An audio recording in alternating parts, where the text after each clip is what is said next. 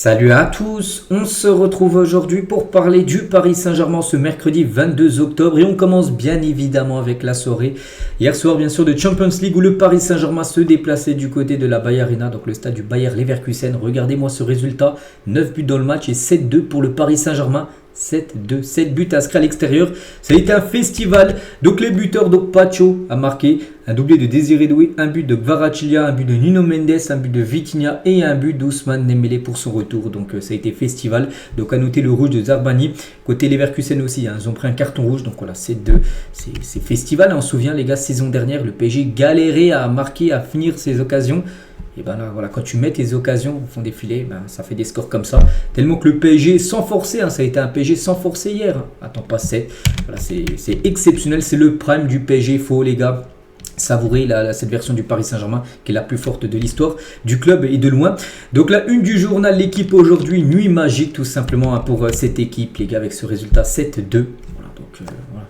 C'est fou comme ce qui se passe actuellement. Du côté de Paris, c'est un record avec tous ses buts marqués en Ligue des Champions sur cette année 2025. 46 buts en LDC. Pour le PSG sur l'année civile 2025, aucun club n'a fait mieux sur une année civile. Et on est au mois d'octobre, il reste encore quelques rencontres en Ligue des Champions sur cette année 2025. Et là, on est à 46 buts inscrits.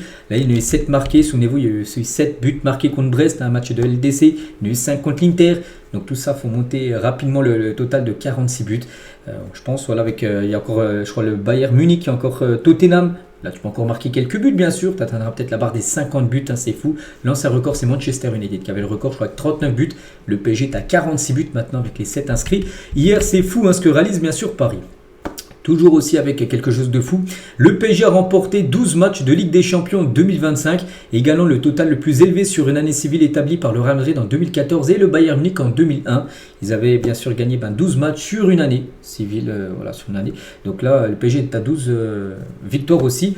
Donc il reste, comme je dis, il reste le Bayern Munich, il reste Tottenham, mais je ne sais plus s'il y a encore un troisième match, encore peut-être en décembre. Donc voilà, tu peux monter ton total à 13, 14, 15, bien sûr, c'est encore 3 matchs. Voilà, c'est pour montrer quand même cette année, cette saison historique bien sûr de Paris. On va parler de Luis Enrique, c'est lui quand même qui a tout changé du côté du Paris Saint-Germain bien sûr. Il présente le meilleur ratio de victoires en Ligue des Champions parmi les coachs ayant dirigé au moins 50 matchs, 66% de victoires en tant que coach. Pour Luis Enrique, il fait mieux que Guardiola qui avait le record avec 62%. Et concernant Luis Enrique, donc à PSG TV, il est interviewé à la fin de match.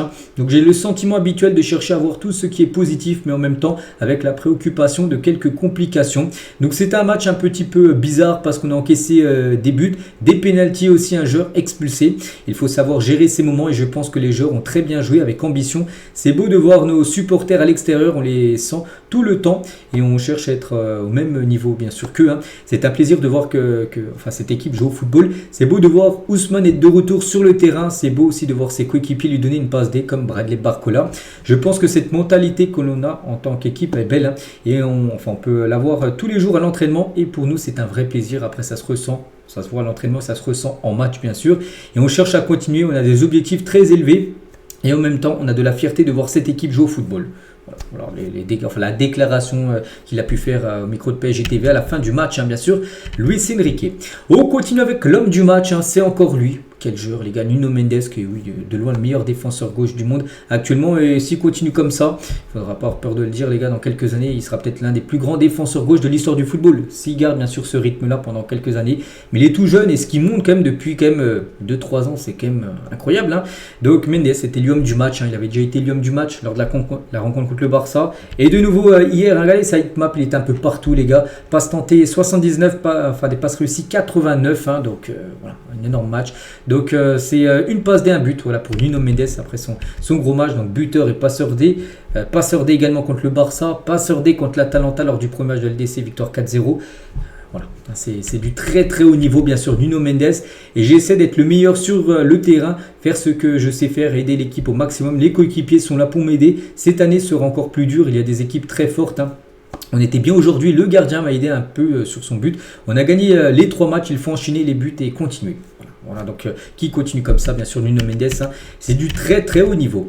On va parler aussi de William Pacho, buteur également, c'est que Mendes, buteur, défenseur gauche, Pacho, défenseur central, buteur. Il inscrit tout simplement son premier but oui, au PSG, mais aussi dans sa carrière en club. Même à Francfort, son ancien club, jamais il avait marqué en club. Je vous parle, il avait déjà marqué avec l'Équateur.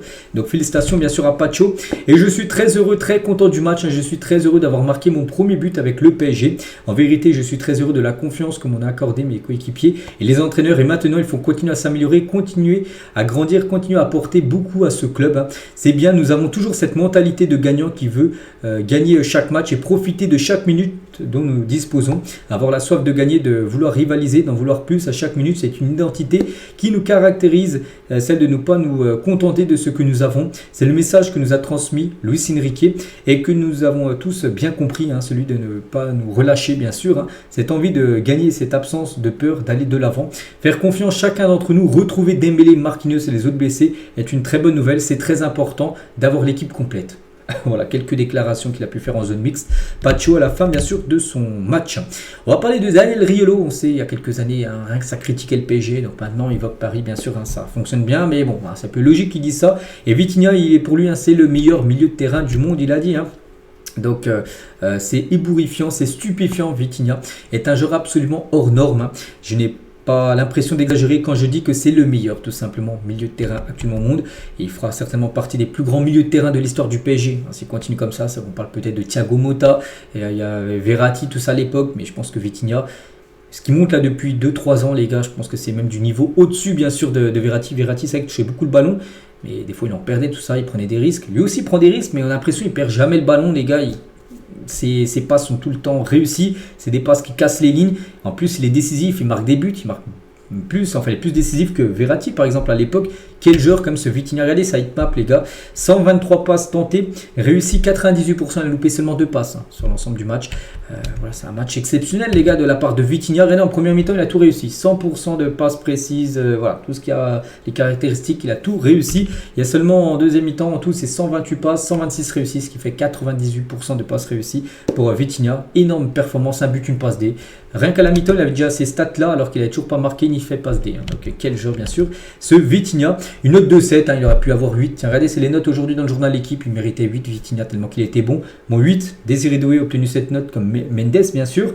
Voilà. Tout le monde a eu, bien sûr, une très belle note, à part, pas non plus à part, mais Chevalier qui a obtenu la note de 5. Bon, c'est un match moyen, il prend 2 buts. Bon, après, il prend le penalty. Penalty, assez compliqué. Et le deuxième but, voilà, il ne peut rien faire, même si ça aurait été, on va dire, Donnarumma, voilà, l'ancien gardien. La lucarne, voilà, c'est très compliqué à l'enlever, les gars. Frappe puissante. Zarbani, pas noté. Zarbani, c'est la grosse déception quand même de la soirée hier. Voilà, totalement hors sujet. Voilà, donc le match catastrophique de Zarbani provoque le premier pénalty de Leverkusen sur une main et provoque le deuxième pénalty expulsé. Donc voilà, oui, c'est un match de poule. Oui, bon, il y a eu 7-2. On va peut-être pas se souvenir de ça, mais imaginez, ça aurait été un match d'élimination directe. Il prend un rouge, enfin, il donne deux pénaltys plus un carton rouge. C'est pas possible, bien sûr, pour Zarbani. Il faut absolument, bien sûr, que ça aille mieux pour lui parce que n'oubliez pas que c'est lui le remplaçant long terme de Marquinhos et pour l'instant, il est plutôt inquiétant quand même, Zarbani. Il a écopé quand même de 2 cartons rouges lors de ses 4 derniers matchs de Coupe d'Europe concernant le défenseur ukrainien. On va parler de Désiré Doué. Donc, double buteur, Désiré Doué. Il a marqué son 6e et 7e but en Ligue des Champions. Regardez, 7 buts, il a déjà marqué autant que, par exemple, Musiala, Bergkamp, Fernandez, Sancho, Schürrle ou même Daniel Mo. Voilà, d'ex-joueurs ou des joueurs encore en activité. Déjà 7 buts, bien sûr. Désiré Doué. Bon, il n'a pas joué le match entier, c'est pour ça qu'il a touché. C'est vrai que si on compare avec la hitmap de Vitinha, on a l'impression qu'il a des passes partout. Donc lui, il a touché beaucoup moins de ballons, bien sûr, parce que déjà il est attaquant. 23 passes tentées, 78% de réussite. Mais bon, il finit quand même avec 2 buts, bien évidemment. Désiré Doué, donc le bilan du PSG lorsque Désiré Doué a été buteur en compétition officielle. Quand il marque, le PSG gagne. 15 fois où il a marqué. Et ben 0 nul, 0 défaite. À chaque fois, le PSG s'est imposé. On va parler aussi de Kvaratskhelia aussi. C'était le retour de Kvaratskhelia qui avait commencé sur le banc. Là, par exemple, le dernier match contre Strasbourg. Puis avant, il avait été forfait avant la trêve. Donc voilà, titulaire, buteur, passeur des Kvaratskhelia. Encore une belle performance, bien sûr, du joueur géorgien. Ousmane Dembélé aussi. On voulait aussi le retour d'Ousmane. C'est fait. 3 minutes après son entrée en jeu, il a joué la fin de match. et buteur Ousmane Dembélé. Il a joué aussi, c'était son 100e match du côté du Paris Saint-Germain Ousmane. Donc 100 matchs, hein, c'est 44 buts, 28 passes D, 2 Ligue 1 remportées, 2 Coupes de France, 2 Trophées des Champions, une Ligue des Champions remportée, meilleur joueur de la saison dernière de Ligue 1, meilleur buteur de la saison dernière de Ligue 1, meilleur joueur de la Ligue des Champions saison dernière de Ligue, enfin de LDC plutôt, et bien sûr Ballon d'Or. Ah, voilà, Ousmane Dembélé après son 100e match du côté de cette équipe parisienne. Et Dembélé, hein, à la fin du match, il a dit gagner 7-2 à l'extérieur, c'est toujours difficile et puis on commence très bien la Ligue des Champions avec 3 matchs, 3 victoires, on va essayer de continuer comme ça.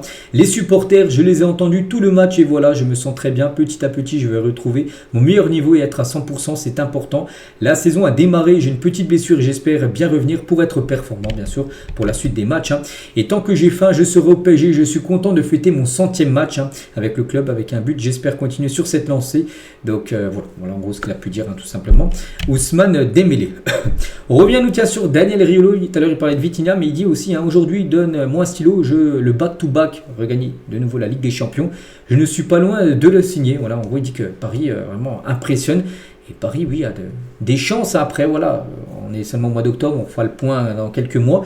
Mais c'est que vu comment joue actuellement l'équipe parisienne, en plus avec bien sûr une équipe où il manque encore quand même quelques joueurs, voilà, qui ne sont pas encore à 100%, bien sûr, comme Ousmane Dembélé, comme par exemple Marquinhos aussi qui n'a pas joué.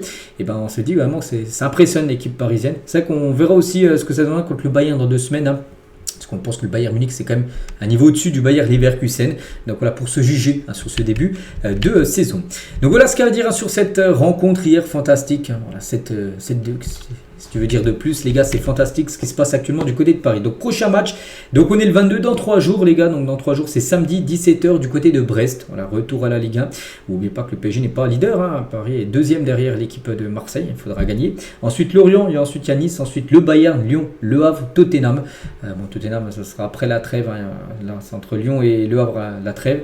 Donc voilà le programme bien sûr pour les prochaines rencontres. Et on finit aujourd'hui, tiens juste on revient 8 ans jour pour jour en arrière. Edinson Cavani climatisait le Vélodrome d'un super coup franc direct. Dans le classique là il y avait 2-1. C'était à la 93e minute du match, il y avait 2-1 pour Marseille.